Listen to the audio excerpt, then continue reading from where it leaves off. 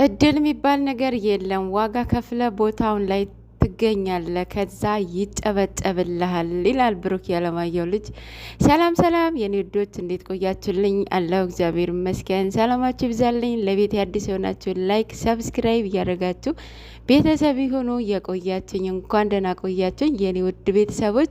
ላይክ እያደረጋችሁ የኔ ውዶች እንዴት ናችሁ? ደህና ናችሁ? አለው እግዚአብሔር ይመስገን። እንኳን አደረሳችሁ ለሊቀ መላክ ለቅዱስ ሚካኤል መታሰቢያው ቀን በያለንበት ሁላችንም ይጠብቀን እና ማለት ነው። ጨረቃዎቻችን በትላንትና ቪዲዮ አብዛኞቻችሁ ያው እንዳስቆጫችሁ ይገኛል።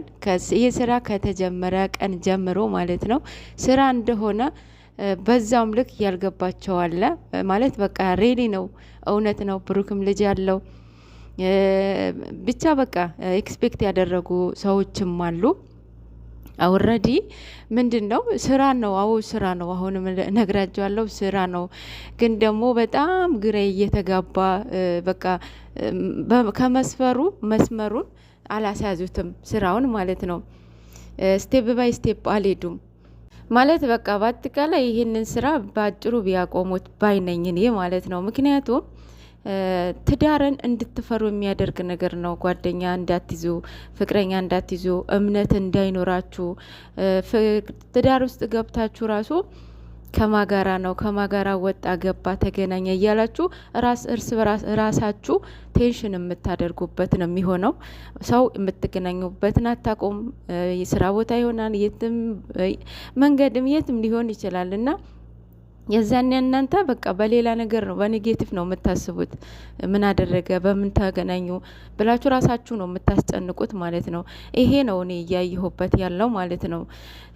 ጨረቃዎቻችን እነሱ እንደዚህ አይነት ስራ በጭራሽ ኔቨር አይመጥናቸውም በጭራሽ ማለት ነው። በጣም ስነ ስርዓት ያላቸው ልጆች ናቸው። እርስ በራሳቸው ተደጋግፈው እጅ ለእጅ ተያይዘው ክብራቸውን አስጠብቀው ጠብቀው ለዚህ ደረጃ ደርሰዋልና ይሄንን ተንከሲስ ስራ እንዴት እንዳገኛቸው አላቅም። መቤቴን በጣም ነው የሚገርመኝና እንዳው እግዚአብሔር እርዳችሁና ከዚህ ስራ የምትወጡበት ቀን ቅርብ ያድርግላችሁ የኔ ወዶች። ይሄ ሁሉ ህዝብ እግዚአብሔር ሰጥቷቸዋል። እናንተ አያስነኩም፣ ማንንም አይነኩም። በጨረቃዎቹ ድርድር ያውቁም፣ ማንንም ያስጠጉም ማለት ነው። እንደ ሌሎቹ ኦዲየንሶች አይደሉም። ለምሳሌ አሁን አይበለውና አሁን እግዚአብሔር ያጣመረው ማንም ሊለየው አይችልም፣ ማንም ማለት ነው።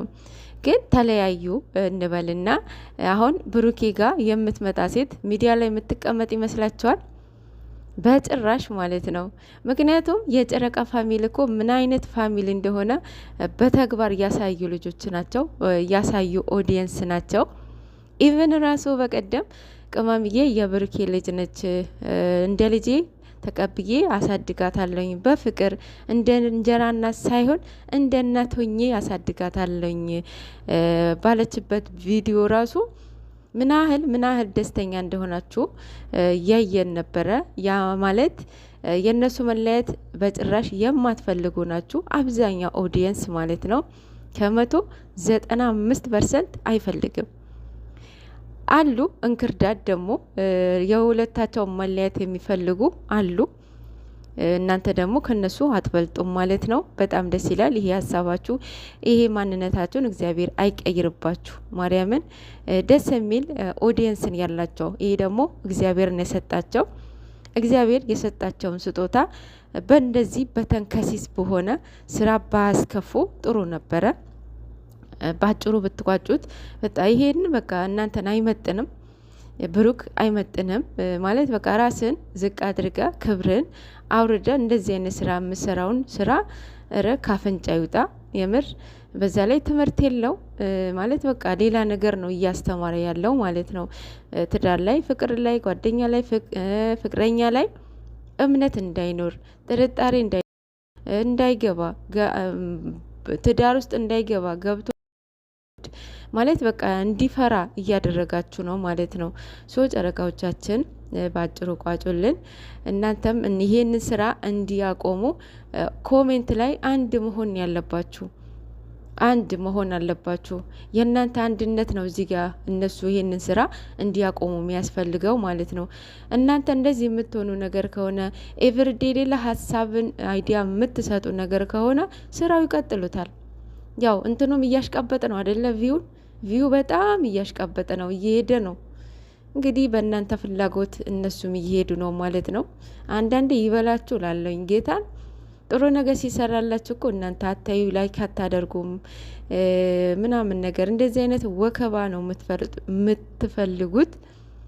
ስለዚህ መታገስ ነው፣ ምንም አማራጭ የለም ማለት ነው።